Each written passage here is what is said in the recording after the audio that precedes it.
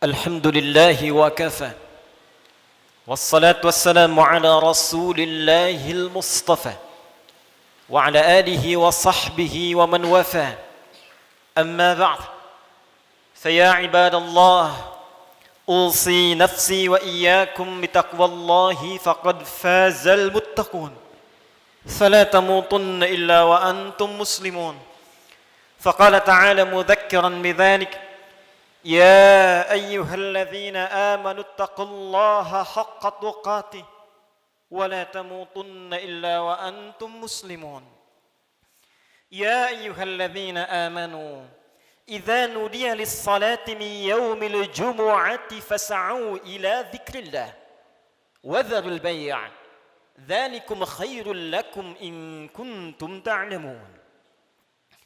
Hadirin jemaah Jumat yang insyaallah tanpa kecuali seluruhnya dimuliakan, dirahmati oleh Allah Subhanahu wa taala. Mengawali Jumat ini, khatib mengajak pada kita semua untuk bersyukur kepada Allah Subhanahu wa taala. Masih diberikan kita semua kesempatan untuk menunaikan ibadah Jumat berjamaah. Ini adalah bagian yang mesti kita syukuri karena perintah Jumat dalam Al-Quran dilekatkan dengan kalimat iman sekaligus menandakan ukuran tingkat keimanan seorang hamba. Quran surah ke-62 dengan namanya Al-Jumu'ah di ayat ke-9. Ya ayyuhalladzina amanu idza nudiya lis-salati min yaumil jumu'ah. Hei seluruh orang-orang yang beriman tanpa kecuali. Panggilannya menggunakan kata alladzina, disebutkan sebanyak 1080 kali dalam Al-Quran, menunjuk kepada objek tanpa batas, besarkah, kecilkah, tuakah, mudakah, sepanjang punya iman. Diawali dengan kalimat ayyuha, ayyunya munada, haknya tanbih, penguat pengingat, disebutkan 150 kali dalam Al-Quran. Seakan Allah ingin mengatakan, hei semua orang yang beriman tanpa kecuali, aku ingatkan kalian semua. Idza nudiya lis-salati min yaumil jumu'ati fas'au ila dzikrillah. Jika sudah tiba ada panggilan untuk menunaikan salat Jumat, maka respon bergegas untuk ingat kepada Allah Subhanahu wa taala. Rumus tafsir mengatakan, jika ada informasi dalam Al-Qur'an, apakah berupa perintah atau larangan atau sekedar informasi saja, namun dibuka dengan kalimat iman, maka informasi yang disampaikan sekaligus menjadi ukuran tingkat keimanan seorang hamba. Salat, perintahnya dibuka dengan kalimat iman. Al-Baqarah ayat ketiga. Alladzina yu'minuna bil ghaib wa yuqimunas shalah. Sebelum dilakukan salat dibuka dengan iman, maka salat menunjukkan tingkat keimanan seorang hamba. Semakin semangat salatnya, semakin menunjukkan imannya kuat. Semakin malas berkurang kuantitas salatnya, semakin menunjukkan imannya lemah. Jumat dibuka dengan kalimat iman, sekaligus memberikan kesan tingkat keimanan seorang hamba. Alhamdulillah, dari sekian Jumat yang pernah kita tunaikan, sampai detik ini, kita masih diakui beriman kepada Allah Subhanahu wa ta'ala. Sampai detik ini, kita masih dipanggil oleh Allah Subhanahu wa ta'ala. Karena tidak setiap hamba yang tinggal di muka bumi bisa mendapatkan panggilan iman dari sisi Allah Subhanahu wa taala. Namun hadirin, dari sekian Jumat yang pernah kita tunaikan, yang mempertaruhkan keimanan kita di hadapan Allah Subhanahu wa taala, berapa Jumatkah yang telah berhasil kita lalui dalam pandangan Allah Subhanahu wa taala? Dalam catatan khatib yang sederhana, seorang baligh yang berusia 20 tahun setidaknya telah menunaikan 650 kali Jumat dalam hidupnya. Jika ia berusia 30 tahun, setidaknya ia telah menunaikan 1150 kali Jumat dalam hidupnya. Jika ia berusia 40 tahun, setidaknya ia telah menunaikan Jumat 1650 kali dalam hidupnya. Dari sekian ratus ribu Jumat yang telah kita tunaikan, pertanyaannya, berhasilkah Jumat yang telah kita tunaikan itu? Benarkah Jumat yang telah kita tunaikan dalam pandangan Allah itu?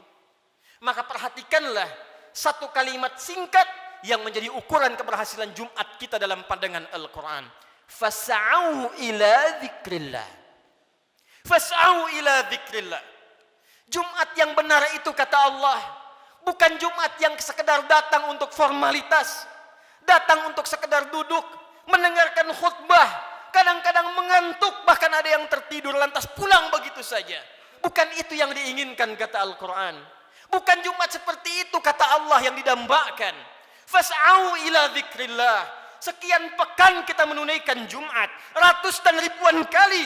Tujuan utamanya dzikrillah. Dzikrillah. Dzikrillah.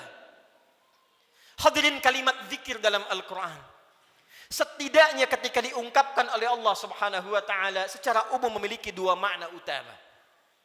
Zikir pertama adalah keadaan yang mampu mengingatkan kita kepada Allah, yang dengan ingat itu terdorong kita untuk meningkatkan ibadah kepada Allah Subhanahu wa taala. Karena itu segala jenis ibadah dalam Al-Quran dinamakan dengan zikir. Kita menunaikan salat disebut dengan zikir oleh Al-Quran. Quran surah ke-20 Taha ayat yang ke-14.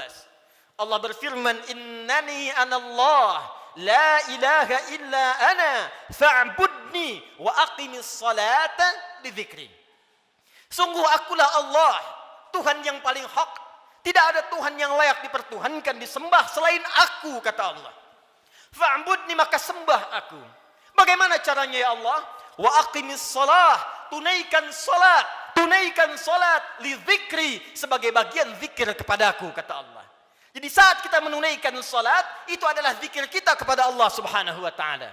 Kita datang menunaikan ibadah Jumat. Di Jumat diberikan tausiah, di Jumat diberikan pengingat, di Jumat diberikan wasiat meningkatkan takwa. Di antara ciri takwa yang pertama adalah semakin banyaknya kita meningkatkan ibadah salat kita kepada Allah Subhanahu wa taala. Dzalikal kitabu la raiba fi hudal lil muttaqin. Siapa orang takwa ini? Alladzina yu'minuna bil ghaib wa yuqimunas shalah. Sampai dengan Jumat ini, dari sekian ratus kali, ribu kali, berapa kuantitas dan kualitas salat kita yang pernah ditingkatkan di hadapan Allah Subhanahu wa taala? Jangan-jangan sampai ribuan kali Jumat, salatnya masih standar-standar saja. Masih yang fardu saja. Tahajud masih belum mampu bangun. Duha belum dikerjakan. Selama hidup gak pernah salat syuruk. Selama hidup kurang rawatib. Tapi cita-citanya berjumpa dengan Allah, bersua dengan Rasulullah SAW. Mana bakal kita di hadapan Allah? Al-Quran disebut dengan zikir. Quran surah ke-54 ayat 17, ayat 22, ayat 32, ayat ke-40. Walaqad yassarnal Qur'ana lidzikri fahal min muddakir. Sungguh kami telah mudahkan Al-Quran. Sungguh kami telah mudahkan Al-Quran. Telah mudahkan Al-Quran untuk apa? Lidzikri, untuk dijadikan zikir kepada Allah Subhanahu wa taala. Bacaan Quran itu zikir. Karena itu ketika Anda baca Al-Quran, Anda merasa lebih dekat dengan Allah Subhanahu wa taala. Mempelajari Al-Quran itu zikir. Karena itu ketika Anda mengkaji tafsir Al-Quran, bukankah Anda merasa lebih dekat dengan Allah Subhanahu wa taala? Menghafal Quran itu zikir. Karena itu para penghafal Quran semakin dekat keadaannya dengan Allah Subhanahu wa taala. Dari sekian aktivitas kehidupan yang telah kita lalui sampai dengan detik Jumat ini, berapa banyak Al-Quran telah kita hidupkan? Berapa banyak Al-Quran telah kita bacakan? Jangan-jangan Jumat ini pun belum sempat baca Al-Quran. Jangan-jangan telah berlalu sekian hidup kita belum sempat menghafal Quran dengan baik. Salat belum dimengerti bacaannya. Puluhan tahun salat tidak mengerti apa yang dibaca dalam salat. Mau sampai kapan? Bagaimana salatnya bisa khusyuk kalau tidak paham apa yang dibacakan? Al-Quran belum sempat dipahami. Jangankan menghafal, sudah puluhan tahun untuk baca saja nggak sanggup bacakan dengan baik. Berapa lama lagi waktu yang dibutuhkan?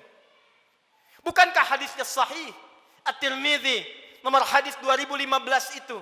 Saat seseorang akan masuk surga, maka perintah pertama yang dimintakan oleh Allah adalah membacakan Al-Quran yang ia biasa bacakan saat di muka bumi. Faqra wartaqi fa inna akhira qiraatika akhiru manzilatika fil jannah. Baca Quran yang biasa engkau bacakan saat di dunia itu.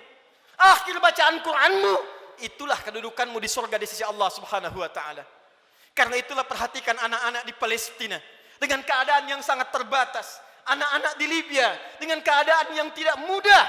Karena cita-citanya menghadap Allah dalam kebaikan, surga tingkat tertingginya. Mereka berlomba menghafal Al-Quran. Alhamdulillah, di Indonesia sekarang Anak-anak kecil sudah menghafal Al-Quran. Yang lumpuh otak menghafal Al-Quran. Yang tidak bisa melihat menghafal Al-Quran. Dan kebanyakan mereka masih belum baligh. Anak baligh sebelum waktu sholat sudah berjamaah datang ke masjid. Anak belum baligh sudah mulai menghafal Al-Quran. Sudah lancar bacaan Quran. Sudah banyak hafalan Quran.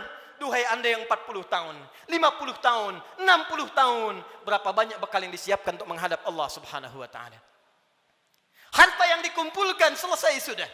Dengan kematian tuntas. Uang itu tidak berguna lagi. Kendaraan yang dikumpulkan, dipajang, dipamerkan, tidak ada manfaat lagi. Bekal apa yang kita bawa menghadap pada Allah subhanahu wa ta'ala? Zikir kita. Amal soleh kita. Apa yang anda gunakan dengan uang itu? Infak, itulah zikir kepada Allah subhanahu wa ta'ala.